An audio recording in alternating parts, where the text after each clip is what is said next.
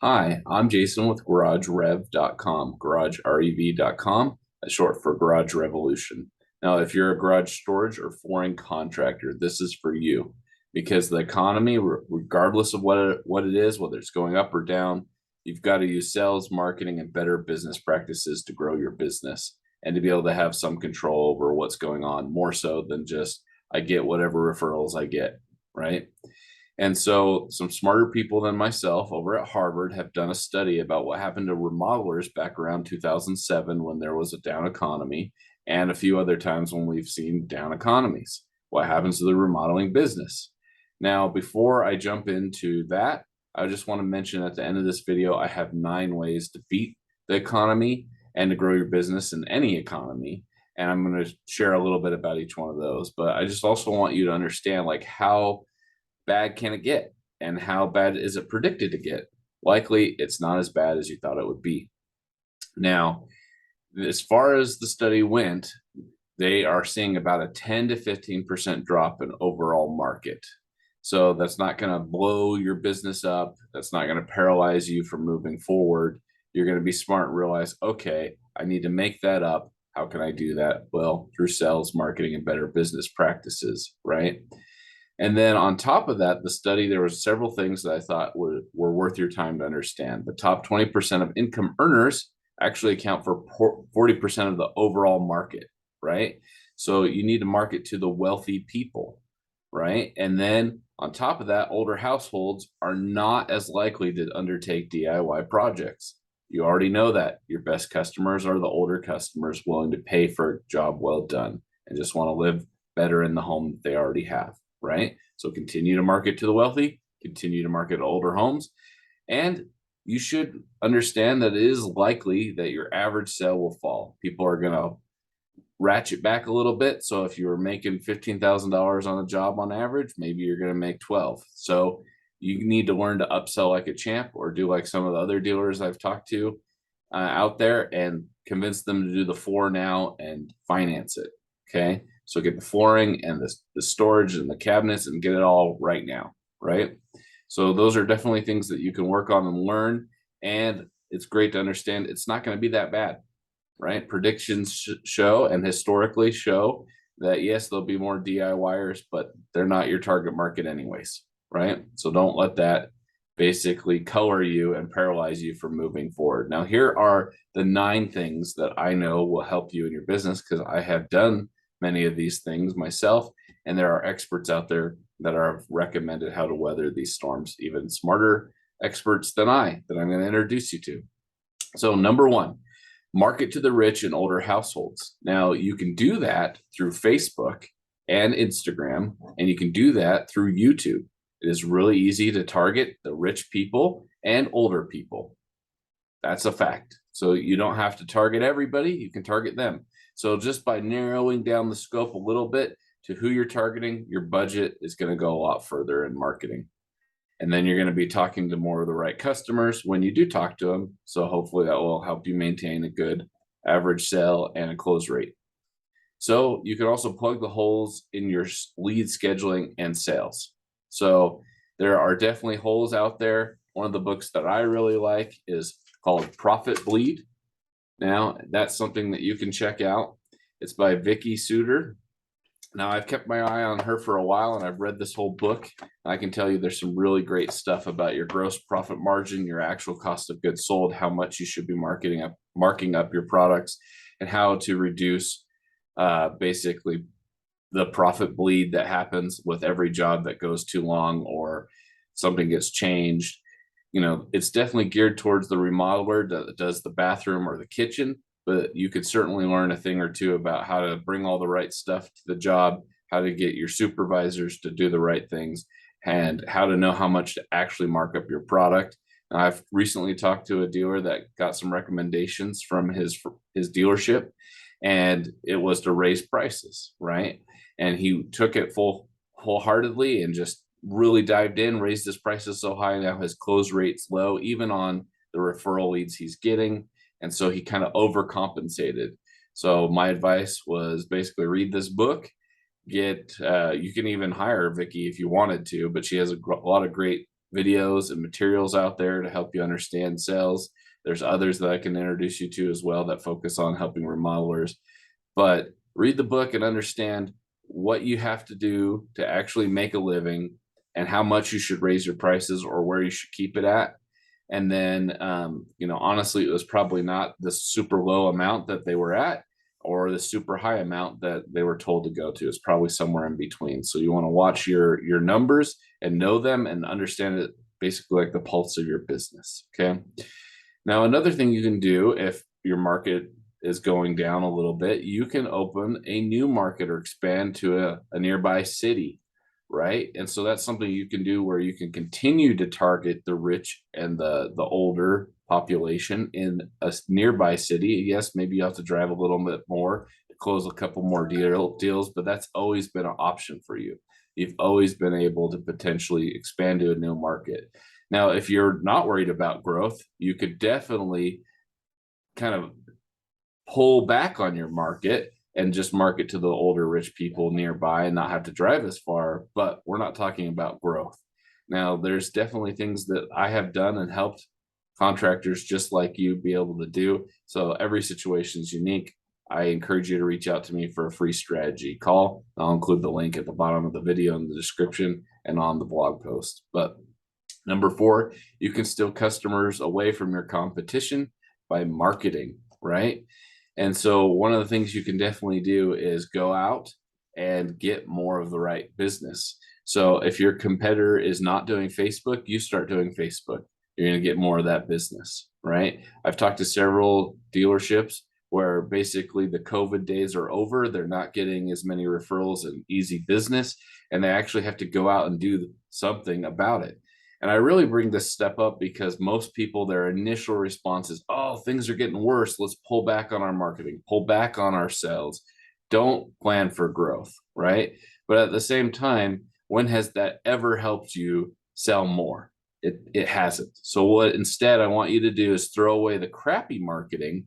And here at Garage Rev, some of the things that I've done is be able to help you have a leads machine sheet where it's simple and easy to basically see where are your deals coming from, what's closing the most, and it's easy to basically tell me these are the ads that are closing me the most business. Do more ads like this, so you can cut out some of the fluff, right?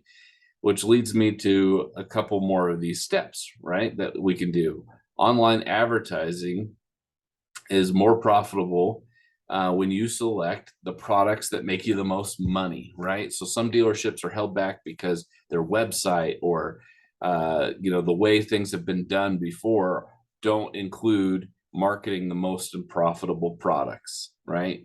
So if you sell a product, whether your dealership wants you to sell it or not, and it makes you money, you need to double down on that, right? So if it's too expensive to advertise your lowest product, right, or a super low cost, don't advertise that. Advertise what makes you money. So some are advertising lifts, some are advertising floors. If it's too competitive on floors, they're advertising the whole makeover, right? And that's something that you can definitely do, right? Or you can expand your regions for all the products that are super profitable, but narrow your marketing for the regions closest to you, where you don't have to drive as far, where gas isn't killing you every day, for all of your products, not just the profitable ones. So a balanced approach could work. Number 6, you could upsell smaller average jobs. I've mentioned other dealers out there are offering financing through myriads of different ways, either self or through other options, right? And you can really convince people like, oh, okay, just ask the question, how soon are you looking to get your floor done? Or have you considered getting your floor done? Or when you do your estimate, also estimate the floor. Even if you don't do the work, you can sub it out to somebody else, right? And you can make 10% or something on top of that. So, a little bit of know-how can definitely help them get the whole makeover. And you could do like the floor first and then put up your cabinet, so it's not a pain in the ass and you're not spending more time and effort to get the same dollar amount. You're getting more efficient on your jobs, right? Number 7, you can also never waste a chance to look better than your competitors with that lead machine sheet that I was talking about, you can click one button and out goes a text and an email saying, hey, how was your experience with us? Where they can leave a review. Now, there's clever different things we can do with this, but I guarantee you, if more of your leads are leaving a review, you're going to look better than your competitors. And you're certainly going to look to Google, who seems to give you lots of great business, like you're doing more business than you're really doing, because they're expecting maybe 10% or 1/20th of the business you do to actually leave a review. But you could get actually up to 90% of your leads leaving a review with something like that lead machine sheet and a little bit of education that I can walk you through. So that is going to help your search engine optimization. And that's something that continues to give every year, year in and year out, every month, whether you're putting more money into it or not. Yes, it can decay over time if you neglect it, right? But it continues to pay, and it doesn't cost you a lot of money. It just costs a little bit of process in your business. So you can also cut out the fat in your marketing. I already talked about maybe don't advertise as much of every product, right? You could also stop doing something if it's not actually resulting in higher sales for you, or the cost is too high. Because once you run your numbers and you know your numbers, like in the profit bleed or working with somebody like me that's worked in your industry for so long, it's easy to see, okay, this isn't working for me. So you can either double down and work on it over time, or you can cut it out and then double down on what is working, right? So let's say Facebook ads are working pretty good, but YouTube is 10 times better. Okay, well, let's shift a little bit more budget towards YouTube.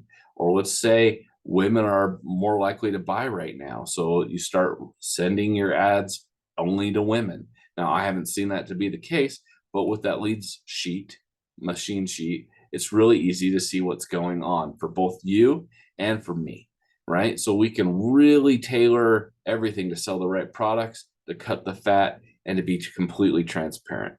So finally, I just want to talk about the profit bleed one more time. Now, I know that you've run your business, and I actually created a local business doing overhead racks for a short period of time. And that's how I was able to refine the processes of getting reviews. That's how I can relate with you a little bit better about what it's like to worry about whether you've got labor and staffing and scheduling and appointments and all that sort of stuff, right? I wasn't very good at it. I'm not going to lie. It wasn't for me. Okay. But I was able to get reviews, and I was able to do jobs profitably because I knew my numbers, right? Now, I live in East Idaho, and unless I'm doing a bunch of overhead racks and hiring people, it's not going to make sense, right? And there's not a ton of margin in those things. But I can tell you, I've talked to customers, I've worked with issues, I've done the scheduling, right? And I can tell you, when I tell you that the profit bleed is by this Vicky is going to help your business be able to get your numbers in the right area, it really, really is. Okay. Just a little teeny bit of math. She has really great worksheets. Everything is free if you get the book, and just a little bit of change will go a long way. And it's more than just what should I set my prices to, right? But I think together, if you do any of those 9 things, definitely don't cut your marketing. Definitely don't get so scared that you're paralyzed to move forward with your business.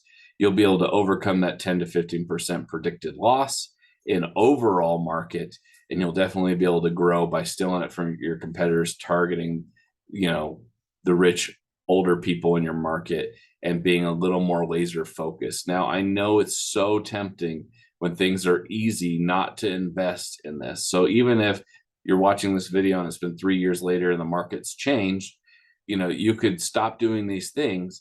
But I can tell you from experience and working with different contractors that if you do these things, whether it's a good or bad market, you're going to be set up better for when a down market happens. Like I said, you have all these levers you can pull. You can keep the numbers in your favor, and maybe some things don't work out the exact way you want. Maybe you are doing a couple smaller jobs, but maybe the jobs you're doing are still profitable because it's the right products with the right margins, right? Or the ones that you can source locally because you're not beholden to a dealership or a franchise to tell you have to sell this or that product, right? So these are the things you can do. Feel free to reach out to me. I'll include that link for the free strategy call. You can go to garagerev.com, You'll always be able to find a way to reach me there. And I'd love to hear your feedback of what do you think? Would these things work for you? I've seen it work for others, but I'd love to hear your skepticism, your questions, and what you think would actually help add to this article or help add to these resources. What's worked for you? I know there's quite a few other things. These are definitely focused more on the sales and the marketing side because that's where I specialize. I help people simplify their business through technology to maximize their overall marketing and sales so that you can actually get back to doing more jobs with it being simpler and easier in your life.